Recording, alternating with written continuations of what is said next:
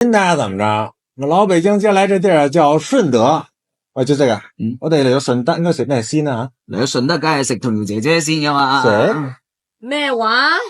你印住我啲粉絲啊？我話識童謠姐姐先啊，認識啊，你諗去邊啊？你諗得太多。你唔好斬斷嗰個病住啊！童謠姐姐，我問你啊，我哋到順德究竟應該食咩先啊？嚟到順德啊，肯定係食順德魚生啦。哦，係咪我慢慢浸佢，慢慢彈佢啊？你真係嗰個係魚片打邊爐，呢啲係魚生生食噶。哦，咁呢個魚生有啲咩威水史咧？即係有咩可歌可泣嘅故事咧？關於順德魚生咧，佢嗰啲可歌可泣嘅故事就冇啦。但係咧，魚生係順德10大名菜之一嚟嘅，而且佢係反映咗我哋順德人勤勞啦、樸實嘅本性嘅。你知唔知道點解我哋順德人咁中意食魚生啊？我哋順德又叫魚米之鄉。好耐之前，我哋仲係桑基魚檔嘅時候，嗰啲人早出晚歸，你聽得懂嗎？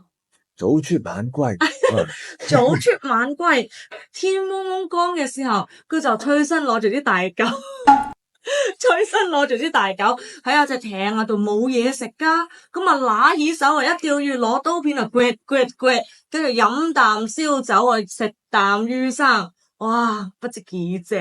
我哋晨早流食生嘢唔會肚餓噶嘛？梗係唔會啦，以前啲人好健康噶，食到咁都叫健康？這一看就健康啊！這個當佢健康啦。你哋啱，你哋啱。我要教你哋點樣撈喎。係啊，嚟係啊，撈到風生水起。您猜怎麼着？那叫一個地道。